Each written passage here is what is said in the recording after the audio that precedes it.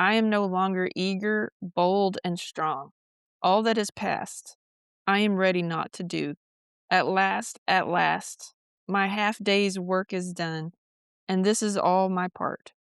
I give a patient God my patient heart.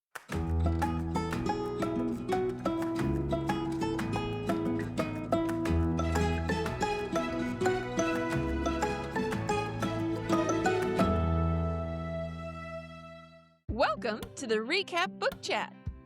We are a mother and daughter duo conversing about books over a cup of joe. seeking truth to help us glow. Ready, set, let's grow! We are diving in to the winner of the 2006 Pulitzer Prize novel called March by Geraldine Brooks. And it is, I would say, a tough read. That's what I would say. It was published in 2005. And why do you think Geraldine wrote this book? What do you think the why is? She explains it in the back of her book at the end of the story, and it was inspired by Little Women, which was written by Louisa Mae Alcott, and so she used that. It was very interesting because clever. She wanted to keep that same spirit from that book alive, which was based on Louisa's sisters. So she just went to Louisa's dad, read all his journals and writings and all this stuff, and so the character that she wrote about was literally based on the real life character, Bronson Alcott, who was an educator who they said invented recess and tried the first radically integrated classroom. He was a vegetarian, an abolitionist, and a transcendentalist, and he founded a commune called the Fruitlands. So, and he was a friend of Thoreau and Emerson. Yeah. Which was pretty cool, I thought. And she mentions that in the book, that I think Louisa was one of those guys just let her read his library. I forget which one it was, but she had a connection, the author did. You know how they say, write what you know? She did. She wrote what Louisa did. She wrote what she knew about her family. And then I like the way Geraldine Brooks said, okay, there's a story that hasn't been told here. What happened? And there's a whole story just waiting.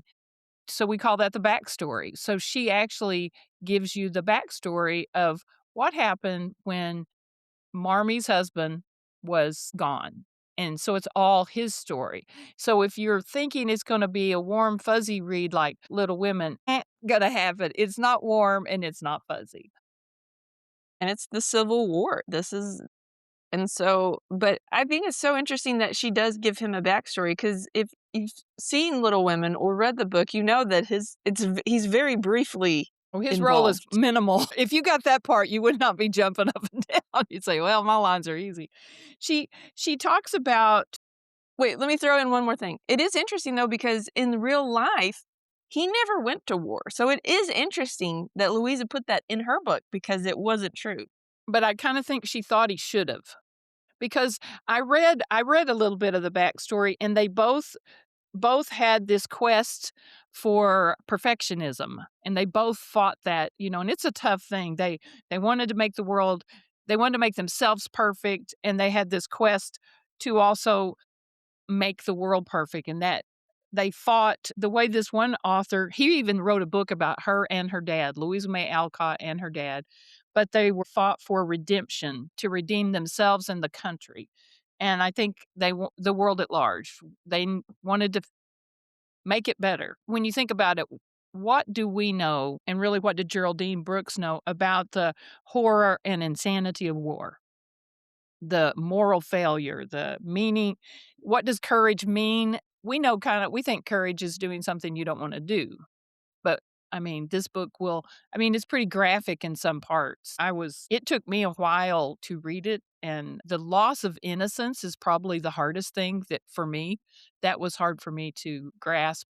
But when idealism meets reality, I don't know that it's ever pretty.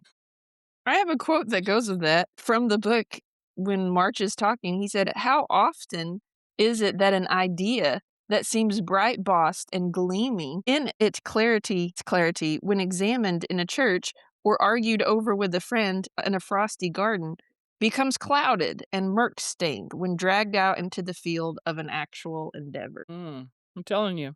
So that kind of sums up these he's an idealist.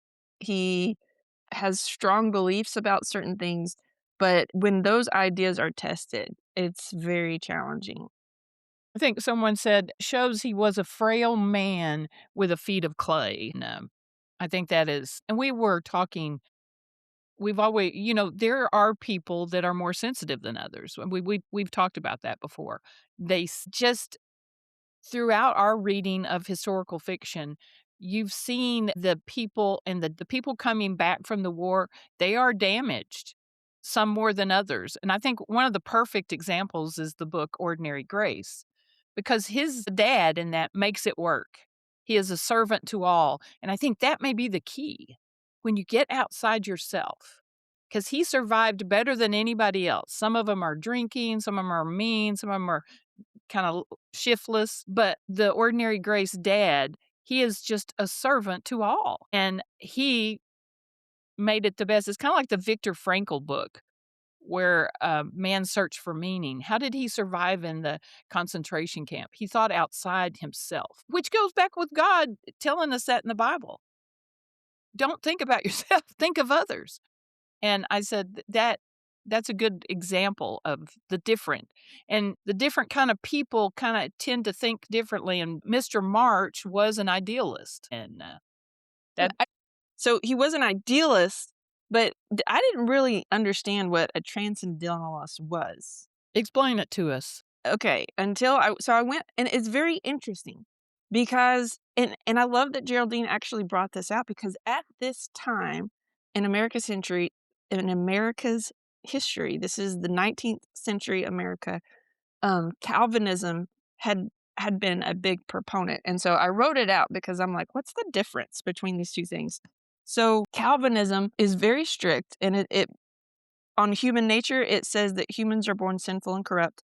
Transcendentalists say that they're inherently good and divine and because they have the spark of God within.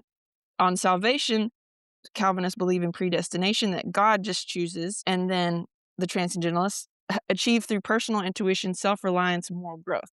In their view of God, Calvinism, sovereign, distant, wrathful. The Transcendentalists, it's imminent and innately present in nature and in every person. They're optimistic and benevolent. And these things go back and forth. And we get to hell, the Calvinists, they, think it's literal and that it's where all the unsaved are going. And then the Transcendentalists, they reject a literal eternal hell, and they see it as a metaphor of suffering on earth, and all these things go back and forth. And so but I'm like, it makes sense that at this time period, because the Calvinists they've swung the pendulum over here. Because and there's things that from both of them, like, "Well, I think that, and then I think this from this one and this one." But I'm like, if you could just work together would be great, but we see this Calvinism has been this strict, very like, in the sermons, they're yelling, there's no love. It's truth yelled at you is what's going on. And so the Transcendentalists, which a lot of is Emerson and Thoreau, they're in this movement of people in the 19th century America and they're trying to swing the pendulum this way. At this time, the strict Calvinists, that's what was kind of throughout society, and it was just there wasn't a lot of love in that, and it was just very truth and very harsh, and the way that they saw God and all that, and so the Transcendentalists, they do the opposite. They are really the ones that are pushing the abolitionist movement too, because they're for social reforms. They see value in every person because of the spark of God within and all these things. And do they take it too far? Yeah, I think they do, because I believe there is a literal hell. And but it's like it's interesting. I feel like it's in the middle. I feel like the Calvinists are too far one way, the Transcendentalists are too far the other. And Jesus is in the middle. Yeah. He's right in the middle. That goes right back to when Jesus walked the earth. There were people on one side and on the other, and, an extreme, to put it in layman's terms, like in education, is like, and you'll understand this part, for a while, phonics, it was the pendulum swung, and it was all phonics. Well, there's kids that, like you, don't do phonics. They just can't. It's not in their wheelhouse. So then you understand that if you put all your eggs in the phonics basket, you're gonna lose out. But then the pendulum swung all the way over here to whole language, which you, of course, love that. Get the summary of the story. Why did they write the story? You were in hog heaven. But then there's the kid that just can't get that. Those are your analytical kids that need step by step. Well, phonics is their jam. So rarely does that all or none approach work. One size does not fit all. And God is all of things. He's all of that. If you read the Bible to get a full picture of him, he is wrathful, but he's loving. He's both. But we And try to put him in a box, and that's impossible, but we try. but you as a parent, if you have been both for your kids, you have been, no, we don't play in the street. No, you hold my hand when we cross the road. You've been firm and strict and then loving at the same time. You can do them both at the same time. You know, a lot of times That's when what a the kid, Bible says to do. yeah, Speak truth in love, yeah. and sometimes we don't. Well, a lot of We times, pick. yeah, I think, and then we don't realize, and I think March, he didn't realize that you do compromise. They needed to see both sides, and I think that's the problem in this. And she's given us a glimpse at seeing both sides, like Marme's side. There's a side of Marme in this book that will knock your socks off. You will go like, "Whoa," and that is from her mother and from Louisa. Louisa had a temper and she was very strong-willed. She got that from her mother. I had a quote. This is not a quote from the book, but her mother was a nurturer. She nurtured her family through thick and much more often thin, because they moved around a lot. I think that would be because he was a dreamer and, you're looking for the next best thing, and the mother held them together, kinda like Marmee did. You think, "Wow, what a writer she was." She was actually writing about her family. That's And a good then point. yeah, I thought that was interesting. Okay, so let's jump in. We've kinda why it was written, we've talked about that. Let's talk about what does it say? What is the summary? What is the setting? Give us kind of that, 20,000-foot view.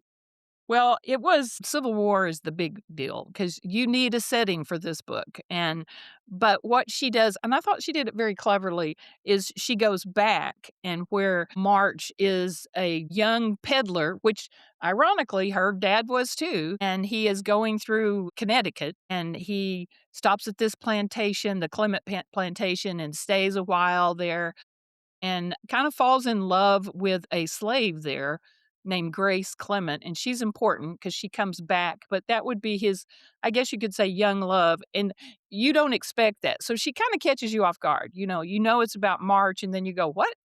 But he's writing a letter to home, and he's very selective about his writing. The next thing you know, he's a young man, and you're in Connecticut, and it was yeah, if she jumped around a little bit there, but I like that. I mean, it's different. But he taught a young slave how to read, and there was problem there and all that. So that could have been what sparked him later in life to be an abolitionist, could have been. Those seeds were planting. But he saw this beautiful plantation, and he will see it again when it is not beautiful. I mean, and another thing that is interesting is that you do see the struggle of Marmee and March, and what is his first name? I don't I re guess Bronson. I don't know. I mean, in the book, there's always March. They just say Yeah. March. But they are not what I would say compatible easily. They're opposites, basically. And, you see both of those. Anyway, that's the setting, kinda like think Civil War time, and then you do go back, but you mainly the gist of the book is in the Civil War. You wanna expound on that? Well, I like what you said too. And it's interesting too when he first comes to this plantation and he goes and meets the owner, and the owner has this huge library, and he grew up poor. So he values books and learning, and he's a lot self-educated and things, but he does have this drive, but sometimes that blinds him to what's going on. So and that's true of Bronson's diaries from what, Geraldine said, that at first, you don't hear a lot about that in his writings, about anything about abolition or slavery or anything. It wasn't until later on when that really stood out. So, as a young man, he's kind of bought into the wealth and the glimmer of how things look on the outside, but he is the cause of a slave getting whipped because trying to teach someone how to read, and so then It's we see personal. this yeah, we see this conflicting, like, "Okay, that doesn't feel right, that shouldn't happen," and so and he's an interesting character, and I can't say that I like him. I do respect him in a lot of ways because he he is an edu well, we'll get into that in roll call, but so just going over the whole overview, it's really about this man, this idealist, and taking that and putting it in the setting of war, and how it comes out on the other side. It's basically, how are you gonna live out what you believe? What does that look like? That's a good way to put it. I like the way you that's very succinctly. And that's what we all are trying to do. So it does fit. It's a tough read, but worthwhile, I would say. It's hard, you're right, you said it was hard. It's one that I don't necessarily wanna read again, but I do feel like it gave me, a window into the Civil War unlike I had seen before. Mhm. Like, I knew war was hard and things, but and I thought she did a good job of showing that because sometimes our whitewashed history, they depict it as, well, the Civil War was for to free the slaves, and that's not true. There was a small group of people that wanted that in the North, but that was not the reason for the entire war, and we see that, and she shows that how there's Yankee soldiers that are just as racist And as cruel. and cruel as the Southerners, and so I think that's good that she has this honest take because he has to grapple with that too, that Mhm. he's on the side of men that believe the complete opposite of him. So, eh, I mean, there's a lot of things to work through and a lot of issues like that. But I mean, as far as that goes, obviously, that needed to happen. I mean, slavery is not good. It needed to be abolished. But She takes us how they went about abolishing it, see, that's the even Lincoln's goal was not to abolish slavery. His goal was to keep the country together. And he said, "If I could do that and keep slaves, I would." It didn't matter to him. But what happened was he couldn't get anybody to fight. So he had to make it about slavery to get some people like Mr. March, some of those people to fight. But the problem, if someone with some insight could have said, "Well, machines are gonna replace," 'cause the cotton gin had been invented and stuff, so, it would have been, and they could have bought them. You could have bought a what do they call it, a cotton gin, or could have bought some stuff that would have been a lot cheaper. But I think, hindsight's 2020. We're looking at it from a different viewpoint, but I think at the gist of all of that is change.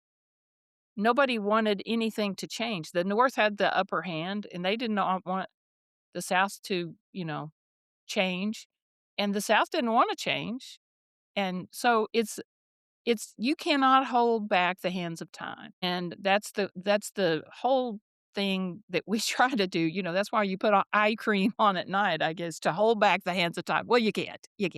Just embrace the wrinkles. When you see an old actress that has no wrinkles, it even looks funny. They look kinda like a chipmunk. I saw one there was a movie I watched and the mom had wrinkles and everything. I said, "She looks like a mom." Sometimes the mom looks just the same age as the daughter. So you can rest assured we look different. No, everyone knows I'm the mom and you're the daughter. So we're not holding back the hands of time. So you wanna do a roll call? Skipped roll call. I just saw No. that. So, roll call. Why don't you take us through who the main characters are? Well, I have a thing that says favorite characters and least favorite characters, and you've already hinted that he's not your favorite. Well, he wasn't my favorite either, but he is the main character was Mr. March. And then you have Marmy, his wife, and the daughters are very in the background. They're in the background. So, and I would say Grace, who was the slave that he was in love with at the Clement Foundation. But one that stood out to me was John Brooke, more toward the end of the book. He's one of my favorite characters was John Brooke, and I also thought Grace was good too. And my least favorite character was the war because it becomes a character and it is part of it. And then, you do see there's the man that got the plantation, he's also part of it. She has such a talent for describing these characters in such a way where you feel like you are there. You feel like and you're like, wow. I mean, and there was um, certain slaves that he's teaching that become very important to him. And I think uh, this is kind of cool. This would be the softer side of him was he has a lock of hair from each one of his girls and Marmy, he carries that into battle and stuff. I think that would be his softer side, that I did like that part. I feel like that's symbolic. I'm glad you pulled that out because I do feel like that is I think it symbolizes love, and it also symbolizes responsibility because and I feel like that is a theme, if we're just gonna move into themes, that like the duty versus the personal responsibility. Because as a father and a husband, he has a duty to his family to provide for them. So And he does struggle with that hugely. and you would, because and then it's like, but do you also have this overarching duty, to and he wants to make the world better, and so we see that conflict, and but I do feel like the lock of hair is a representation of that. Good connection. I will say at the very beginning, you find out as a reader what's actually happening, and you also see what he writes to Marmy. And you mentioned the word whitewashing. He doesn't just do that, he leaves stuff out. I mean, there is like totally, he writes nothing bad. And I was going to ask you a question about that. Given that situation, if you were in that situation and you were writing home to your family, do you agree or do you disagree with Mr. March's approach? That's funny, I was gonna ask you the same question, I had it written down because I like how she did it, how she shows what he's going through, but that he just doesn't want to burden his family, he doesn't want to put that on them and to have that in their brains, what's actually going on. So yes, he lies. And but later Hugely. on, hugely, later on, Marmee is put in the same situation Mhm. because but she had been so mad when she found out that he'd lied. And And she stop just a second. The reason she's mad is because he has this illness that will come back and back again, and he never wrote of even being sick. So when she gets the telegram saying he is in dire straits, come quick, she's totally what do you call it? Blindsided. She's blindsided, totally. And so now take up where you're going.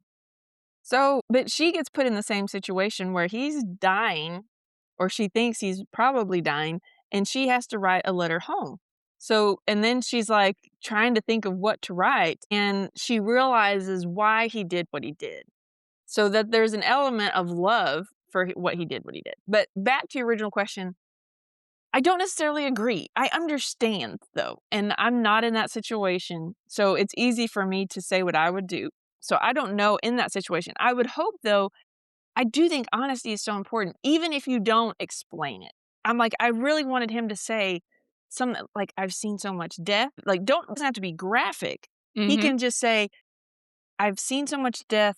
It's all around me. I miss you guys and all this." But even just a hint of what's really going on. You don't have to fully describe it, but he could say things like, I think it would have been better all around if Okay. he'd been able to. What do you think? I totally agree with that. I mean, Okay. I've always been really honest with you guys, and because I've been sick a lot, I tell you that I'm sick. Of course, I'm thinking as you always say, clear is kind. You never said clear was easy. You never said that. But you said it's kind in the long run, maybe. If someone is acting in a way that, like, I just finished ballet shoes and the little girl was prideful. She was acting out very prideful. Well, that had to be addressed.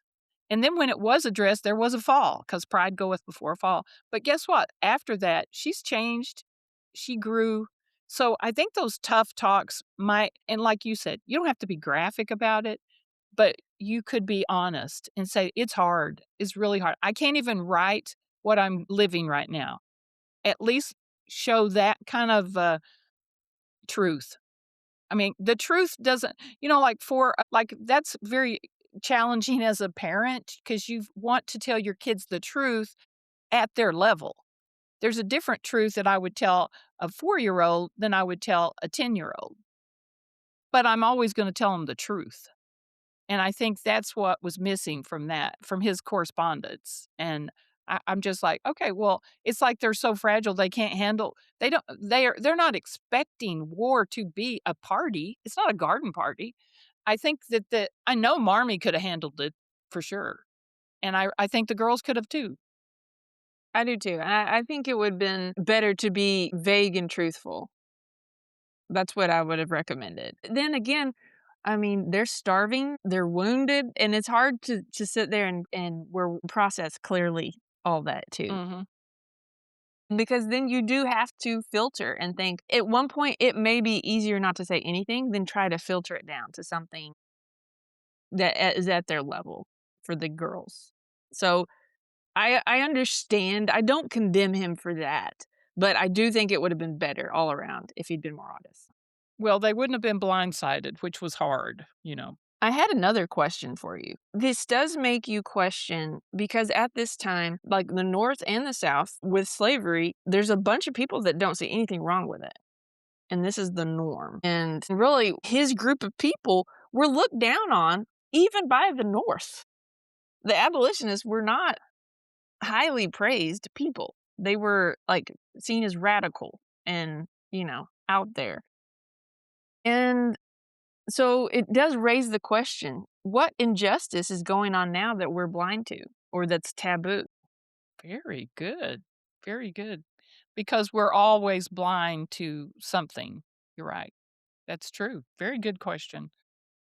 And that leads me to the where he invested all their money in John Brown, and he's an abolitionist, he's against violence, and John Brown bought guns with the money. So, yeah, I do think that we kinda see things like we think they should be instead of honestly saying, "Is this what is really happening?"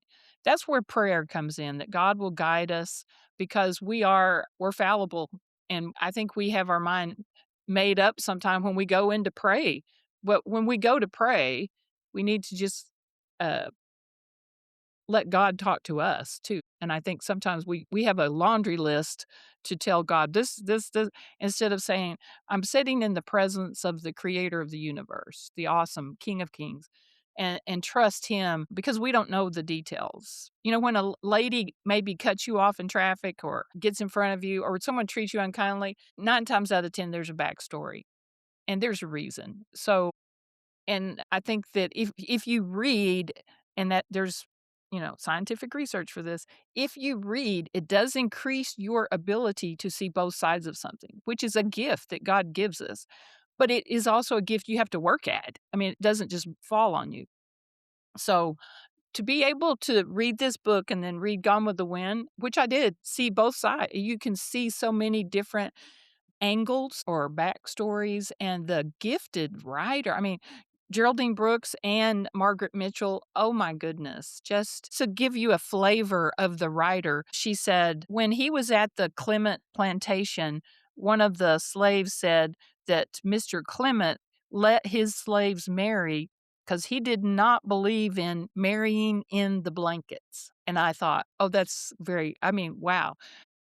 And have you ever thought of someone living together is marrying in the blankets? I mean, that is all throughout the book. She's a gifted writer because that took a lot of research to find out what they were calling that back then, and know that these slaves, they wanted to be married. And that had also happened in Gone with the Wind, how he bought a child from a slave, he bought so they could all be together. But that marrying in the blankets term, I had read something else that called jumping the broom, that was, married, but I haven't heard of this one. This is when you don't jump the broom, you're just marrying in the blankets. So she's a gifted writer, very gifted. She is very gifted, and she if we're going to what does it mean? We've talked a little bit duty versus personal family responsibility. A lot of guilt, redemption, and resilience. Those are major themes in the book. We talked about letters and honesty and locks of hair, but really, I think the guilt, redemption, and resilience, because even Mr. March, so he's a pacifist, and so he doesn't believe in violence. And there comes a point when they're trying to rescue people,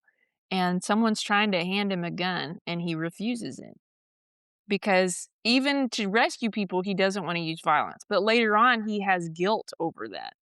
And so again, that's an example of when you take your ideas out into war, what's gonna come up? Like, how does that hold up? And it just makes me think of Sergeant York too, because Sergeant York was a pacifist and To a point. was to a point and was he tried to get out of going to war because he didn't want to kill anybody, but he prayed about it. He ended up going, and he did kill a few people in order to save hundreds of people. And he never was proud of that fact that he killed those people. That always bothered him. But and that when they asked why he did it, it was to save lives. And they said, I've never heard of that. But I feel like, and we talked about violence before. You said one of the books you were reading or something, violence is a tool and it can be wielded wrongly. And Mhm. sometimes it's necessary to wield violence. Maybe that connects with cutting off someone's leg if it's gangrene. That's violent. That's very violent. But you're saving the person. And that's what Sergeant York killed those people to stop the killing of many more people, but that's hard to see. But in that instant, he's like God. He kind of had the big picture. God sees the big picture. Yeah, because if you're right with him, people are going to die. Whether you die in the battlefield or in a hospital bed, I mean, none of us are getting out of this alive. So if you're right with God, would that dying on the field of battle for would be going out in a blaze of glory compared to shriveling away years and years. I don't. You know, But he wasn't afraid to die. That wasn't his reason. no, he Sergeant was York. more of no. Sergeant York was not afraid of death at all. He was afraid of crossing that line, that conviction, because it says "do not kill" in the Bible very plainly. Says "do not kill," and he was asked to kill. But then I mean, if you read all of it, there were times when people in the Bible, I mean, did kill. And God told them to kill every single person. And when they had trouble is when they did not kill every single person. So as Solomon says in Ecclesiastes, there's a time to kill. There is a time. But it's important not to celebrate when the wicked die. No. And there's a point with violence where people become where they like it. And I think that's if it is a tool, but it should be wielded very Cautiously. cautiously. But that tells you, if you go to just think of when Jesus was crucified and those Roman soldiers, that was their job. Their job was to, on their checklist for the day, would be crucify this, crucify that. And for those soldiers to say, truly, this was the Son of God. Wow, that's powerful. Because, I mean, they are used to that. They're hardened. Yeah. They're desensitized. I think the more than even the war, though, was he was conflicted in doing the big picture, Mr. March, and serving his family and doing what he was supposed to do as a father. He forgot about that. And I had a quote from Anne of Green Gables because she said, this is at the end of the book. She had looked her duty courageously in the face and found it a friend, as duty ever is when we meet it frankly. And I thought, man, Anne Shirley could tell Mr. March a thing or two. He's avoiding his duty because he knows it's going to be hard to go home and he feels like he's a broken man and all that. So just don't go home. and leave all his family. And is Grace is a pivotal character in that because she does tell him to go home. I mean, but the fact that he has to be told to go home, that bothered me. But I was just like, well, But that's what guilt can do, and the guilt that he had, he was carrying so much guilt, it was crippling him. And again, yes, Grace is my favorite character because she had a very rough life. I mean, and she was one of, like, the top slaves, so she had a position in the house, and she was highly valued, and she was taught to read, which was against the law, but it was to read so she could read to her mistress, and she's abused in many ways, but the fact that, like, her mindset and her resilience is very inspirational. well, it's very contrasting to Mr. March, who is lacking everything Grace has. And I think Geraldine Brooks did that on purpose. And She that's why shows he's in us. attracted to her. Yeah, because you are drawn to what you lack, I think. If introverts marry extroverts, that's just how it is, and he sees that. This is a quote from Grace. "There is only one thing to do when we fall, that is to get up and go on with life. That is set in front of us." I mean, and she's saying that, go on and live the life that's set in front of us, which, we wanna live someone else's life. Try to do some good of which our hands are capable for the people who are in, and I can't read my in our way. So the people that are in our circle, basically.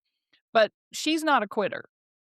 She does. I've had several friends that have taken care of their ex-husbands when they're dying, and those ex-husbands had married again, but they took care of them in their death, these women who I think are so godly. Godly women would do that. That would be extremely hard. Well, Grace does that to the owner of the plantation who is dying. He's drooling on himself. I mean, she tells you all that, and she stays and she takes care of him. That's what Jesus wants us to do. He says, love your enemies. Love is a verb. So it might be changing the diaper of that man. She was doing all that kind of stuff. Man, that's why Grace, but I do like Marme as well, but because Marme is kind of a spitfire, and I will say, here's a funny part. There is one time Marme gets so mad at the hospital where Brooks is that she dumps a cold bowl of soup on a sharp-tongued nurse, and I was just like, and that's what connected her to this delightful soldier who was wounded, and she writes that in such a way you can visualize it. And it is that was fun. I actually laughed on that because I was that the sharp-tongued nurse tells you, "Do your job well." I mean, But I mean, she's overworked. She's probably had extended hours too, and there's but a so is there Grace. Grace is overworked too, she's a nurse. Grace is, I know, but I'm just saying we don't understand probably what that is like And did to you have that know many people. that they had people that were patients, like that one guy who saved Marmee from the nurse, he said, "Come this way, Miss March."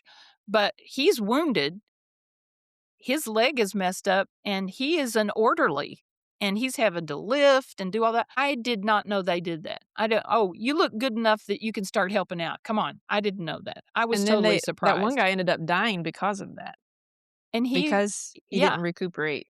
well, he did too much too soon, and he wrote a poem, which was actually a poem written by a, Civil War soldier. Do you have that poem?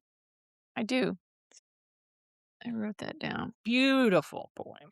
I mean, when you think where it was written, it was actually from 1860s. And in the book, he finds it under his pillow when Mr. March finds it under this guy's pillow after he had died. But it says, "I am no longer eager, bold, and strong. All that is past, I am ready not to do. At last, my half day's work is done, and this is all my part. I give a patient God my patient heart." Chill bumps. Beautiful. And they put that on him, on his chest when he died, and I was just, that was pretty pretty motivate I mean, pretty, emotional for me. Yeah. It's a power like, when I read it, I thought, "How did she write that?" Because it fit the time, it fit the moment, and you're just like, "That's so powerful." And then at the end, she says that that's a real poem that she came across through her research, and I'm like, "That makes sense." So, And this is a quote from Marme, which, "A sacrifice such as his is called noble by the world, but the world will not help me put back together what the war has broken apart." war just is so useless, I'm just like, ugh, there war and I don't think we realize the cost of war, and because it's romanticized and these ideals are held up so high, and like you said, how reading helps us see both sides of things. What would the world look like if we could see both sides? If everybody could? If we really tried to increase that ability to see both sides, you wouldn't need a war.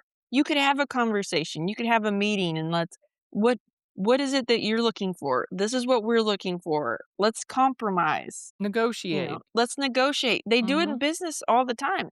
This is possible. We don't have to kill each other to get our way. And it just seems so pointless to fight each other. It's such a waste, and it's so destructive, and the scars of the Civil War are still among us. Mhm. There's still scars from that. So, war's never the best way. That is never the best way. I don't see how we think that that can just solve everything. It causes more problems than it solves. On another character, I have to say I have to have a shout out for John Brooke, who brings Marmee to see Mr. March, and his steadfastness and his loyalty, he's patient, he's helpful, he's kind. He shows you he's kind of a contrast to Mr. March as well. Mr. March looks inward. What can I do? Mr. Brooke looks outward. What can I do to help others? Mr. March is like, what can I do? Which is a bit prideful, I think, to think that he can right all the wrongs in the world. That's a bit prideful. But Mr. Brooks is following Grace's advice. There's only one thing you can do in life. What good can I do? Do the next right thing. Live in the present and do that. Do we need both? Yes, of course we do. We need both. But I don't think Marmee could have held on if it hadn't been for Mr. Brooks helping her, and he's lifting we've gotta realize there's no luggage on wheels, people. There's no luggage on wheels. It's these trunks, and it is yeah, they got this little bitty hovel is where she's staying, and she's exhausted, Marmee is, but he's taking care of everything, Mr. Brooke has. But this is what she says, the next morning, "Sleep is a great mender of spirits. I looked around the bleak room and manufactured cheer by thinking of all the ways its deficiencies might be turned to advantage. It had become a habit of mine to start each day so. The cracked panes could be ventilation. The small blotchy mirrors, too dull to see my reflection of tiredness and uncomfortable. The uncomfortable bed makes me spend every available hour in fruitful work." I thought, well, that's Marmee talking herself up. And I mean, you gave me the book As a Man Thinketh. And wow, I mean, it connects with what Marmee's doing there because as you thinketh, that determines your character. So she is thinking about she's turning every negative into a positive and working on that, and I thought, it's funny how God has me read different books and they always go together, and I he amazes me every single day. I'm like, "Whoa." But thank you for loaning me that, by the way, because it's beautiful to see them weave together. At one point, she said, "How easy it is to give wise counsel, but it is hard to follow the wise counsel." Because she told the girls, you know, uh, to use your time wisely, to do something. But when she gets hit in the face with all of this, she remembered what she had told the girls, and she said, I've gotta walk the talk. I've gotta, so she in a lot her headspace is a lot healthier than Mr. March's headspace, you But know? he also went through a lot more, Well, that's and true. he's seen a lot more. But Grace also really Grace and Marmee are a lot alike. you see that they could be best of friends or worst of enemies. It just depends on how it's gonna play out. But they're strong women, and I think Geraldine Brooks wanted that to come out. She wanted them both to be strong women because the fidelity of marriage is challenged, but is it sacrificed? Well, you have to read the book to find out. But it is challenged, but is it sacrificed? I do have a quote from Grace. I think you said this one, but I'm gonna read it in its entirety because I like the whole thing. So this is my favorite one from the whole book. I do not ask your absolution. I simply ask you to see that there is only one thing to do when we fall, and that is to get up and go on with life that is set in front of us and try to do the good of which our hands are capable for the people who come in our way. Well, So I know that's I know you worth already said that, but but hey, it's worth repeating. It's actually worth repeating. yeah. And she's talking to Mr. March, and because he's dealing with all this guilt and stuff, and he even tells her, you don't know because you're perfect, basically, you don't make mistakes." And she's like, and she goes and explains she does have guilt and stuff, but you gotta keep going. She's not living in it, though, wallowing. He wants to waller in it. He does. Like, he reminds me of the kid who gets in trouble. Here's two different kinds of kid. A kid gets in trouble, you talk about it, and the kid goes on with his day. And then there's the kid who pouts about it and puffs up and gets mad. She's the one that I think Elizabeth Elliot, who lost her husband when they were missionaries, and she said, you have to do the next right thing. And we've seen that in other books. The one who took Bibles to all those different countries, he just lived and did the next right thing. And those people they're strong, but they got strong by growing every day. He doesn't want to do that. He doesn't want to, as Anne said, he's not looking duty, frankly, in the face. There is some good he can do. What does Sam say? Is that Sam or who is it that said there's good in this world and it's worth fighting for? I mean, he's give up the fight. He's give it up. And I know he's a broken man, but like the wounded orderly who's hobbling around, still serving, he didn't give up. I mean, you Well, can Mr. say, March did that too, and he wanted to serve in that capacity, but he was afraid to go back home. He wanted to follow Grace around. yeah, he wants to Just pick his season of life, but we don't get to pick it. And even though he has the hairs, I loved how you brought that out earlier about the hairs. Maybe the hair of his kids is a symbol of what his duty is. He doesn't want to do his duty. He wants to pick. It's kind of like you really you don't get to pick. God gave you, let's look at your children. You have two different kids. You didn't pick them out. God gave them to you just what you need. And then that you'll be their mother to raise them and return them to him. Children are just on loan. And he has 4 beautiful daughters that need a father. I mean, research backs that up that daughters need a dad. But he doesn't want to do that. He wants to, because that's more of a what would you call it? Low key. That's not in the highlight. That's not his highlight reel. I mean, he wants to, in a big way, the grand gesture. That's what he wants to serve overall. he wants social reform. Yeah. Instead of his family. And his family has been broken apart by the war. And they have at home, they're part of the Underground Railroad. They've helped a lot of people actually get freedom. So they they do serve. I mean, they are helping with social reform even at home In a quiet way. in a quiet way. Like the Bible says, don't let your left hand know what your right hand is doing. That's what they're doing. They're doing, it's called underground. There you go. But he wants the big, I don't know if he's not doing it for accolades, but it is his desire to serve in a much bigger way. And I think what happens if you're an idealist, it was harder than he thought. And it kind of broke him. He thinks of himself as a diminished man, so much to the point that if it had not been for John Brooke, he would have ran. John Brooke is taking him home, this feeble man, and he kind of stumbled a little bit, and Mr. Brooke just pushed him on in through the door. But he thought he was weak, and that's why he stumbled. No, he wanted to run.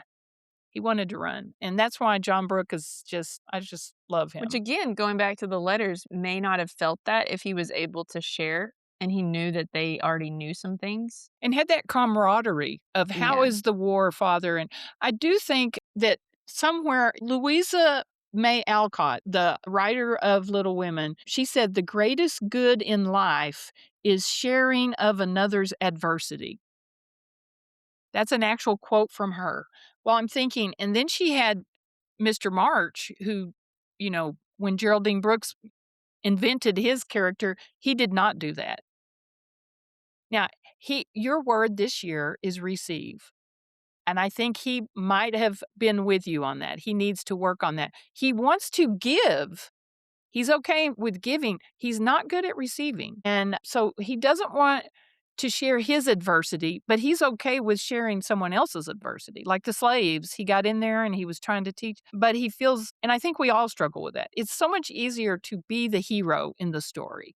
Take the lunch to the kid who forgot it instead of saying, well, if I leave him and he doesn't have lunch today, he'll remember it. And that's the big picture. So I think Mr. March doesn't see the big picture of things. My duty is to go home to my girls and Marme and live my life. But that's to him not what he wants to do because he knows they're going to take care of him. They'll wait on him.